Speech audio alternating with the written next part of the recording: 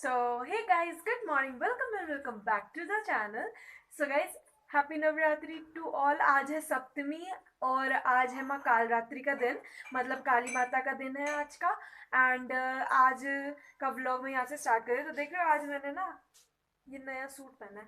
पता है, ये सूट ना मैंने खुद सीखा है और अब मैं ना जैसे ट्राई कर रही हूँ कि मैं खुद जितना हो सके उतनी मैं ड्रेसेस सील पाऊँ। ये मैंने खुद सीला है। कल ही कंप्लीट हुआ था ये, तो मैंने सोचा कि आज मैं पहन ही लेती हूँ। एंड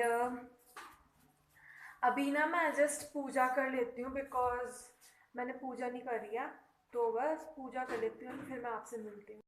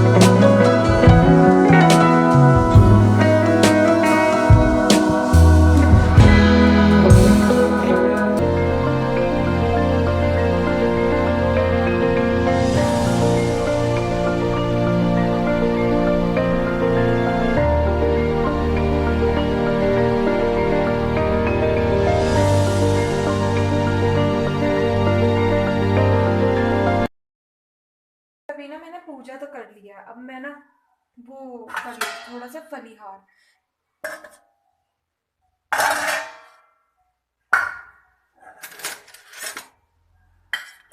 ये मम्मा ने सामक बना रखी है थोड़ी सी, और मैं लस्सी ले लेती हूँ साथ में।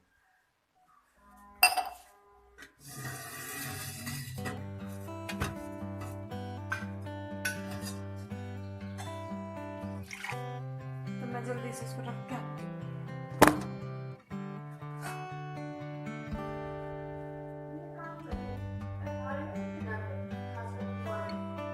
सो गाइस, आज है नवरात्रि का 7वां दिन, मतलब सप्तमी। और सप्तमी होता है माँ कालरात्रि का, मतलब काली माँ का। अब आप में से कुछ लोगों को पता होगा, कुछ को नहीं पता होगा, बट मैं आज आप लोगों को माँ कालरात्रि की मैं आपको स्टोरी बताना चाहूँगी कि वो उत्पन्न कैसे, मतलब उन कालरात्रि का रूप माता ने क्यों लिया था। बात कुछ इस प्रकार से स्टार्ट हुई थी कि जो दुर्गा माँ थी ना, दुर्गा माँ ने जैसे बहुत सारे राक्षसों का अंत किया है, शुंभ निशुंभ, जैसे शुंभ निशुंभ है ना, उस प्रकार महिषासुर है, शुंभ निशुंभ है, उसी तरह अब शुंभ निशुंभ महिषासुर इनका वध तो दुर्गा माँ ने खुद किया था। बट एक और राक्षस था, रक्तबीज। रक्तबीज ने क्या किया था कि रक्तबीज में एक ये स्पेशलिटी थी, मतलब उसमें यूं था कि जहाँ पर भी उसका रक्त गिरेगा ना, रक्तबीज का मतलब जहाँ पर भी उसका खून गिरेगा वहां पे एक नया रक्तबीज उत्पन्न हो जाएगा, अपने आप ही एक और नया रक्तबीज बन जाएगा। ठीक है, तो वो जैसे ही दुर्गा माँ रक्तबीज को मार रही थी, तो जैसे ही उसका खून नीचे गिरता तो एक और रक्तबीज आ जाता था, फिर एक और तो इस चीज से माता को और गुस्सा आया। और जब माता को गुस्सा आया ना, तो गुस्सा आने के बाद उन्होंने उनको ज्यादा गुस्सा आने की वजह से उनका रंग काला पड़ गया। जैसे कि अमावस्या की रात होती है ना एकदम काली, उस प्रकार से उनका रंग एकदम काला हो गया। और वो रूप था माँ काली का, कालरात्रि का। तो उस दिन से माँ काली का रूप हुआ था। अब कालरात्रि माता ने कैसे किया था कि माता ने किया कि माता के 4 हाथ बताए गए हैं, जिसमें से 2 हाथ में खड़ग और खंजर और एक हाथ में उनका खून का प्याला और एक हाथ आशीर्वाद वाला होता है। ठीक है, तो माता ने क्या किया, तो माता ने भी यही देखा कि वो गिरते ही उसको एक और रक्तबीज उत्पन्न हो रहा है उसके ही खून को गिरने से। फिर उसके बाद उसने क्या, माता ने किया कि जैसे ही रक्तबीज को मारे थे ना माता, तो अपने जो खून का प्याला था माता ने उसमें उसका खून डाल लिया, रक्तबीज को वो नीचे नहीं गिरने दिया। अब जैसे ही उसका जमीन पे खून नहीं गिर रहा, तो रक्तबीज दोबारा नहीं पैदा हो पा रहा था। तो इस वजह से वो जो खून है वो माता ने अपने प्याले में ले लिया, और उसके बाद रक्तबीज का माता ने इसी प्रकार अंत कर दिया। तो उसी दिन से माता कालरात्रि का रूप हमें पता चला था। और जब एक बात और है कि जो कालरात्रि माता है उनको वो सारी माताओं का, मतलब मोस्टली पार्वती माता का सबसे क्रोध वाला रूप है। और जल्दी से काली माता अपना मतलब जल्दी से काली माता का रूप आता नहीं है, बट पार्वती माता काली माता का रूप तब लेती हैं जब उन्हें कुछ ज्यादा ही जरूरत होती है, मतलब जब उन्हें कुछ ज्यादा ही गुस्सा आ जाता है। अब जैसे काली माता होती है वो इसलिए उनका रूप हुआ है, वो अज्ञानता को दूर करती है। और उनके जो खुले बाल है ना, वो इसलिए होते हैं कि वो खुले बाल ये चीज दर्शाते हैं कि वो हर बंधन से, मतलब इस दुनिया में जितने भी बंधन है उन सब से मुक्त है, और उनमें अज्ञानता को दूर करता है।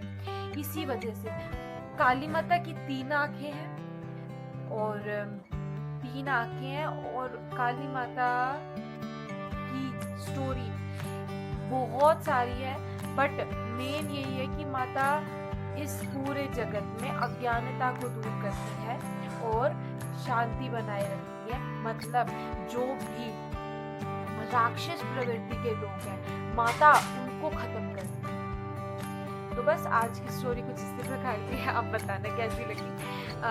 मेरे को जितनी नॉलेज थी उतनी मैंने आपको दी है, और बाकी आप बताना कि आपको कैसी लगी स्टोरी, कमेंट डाउन करके बताना।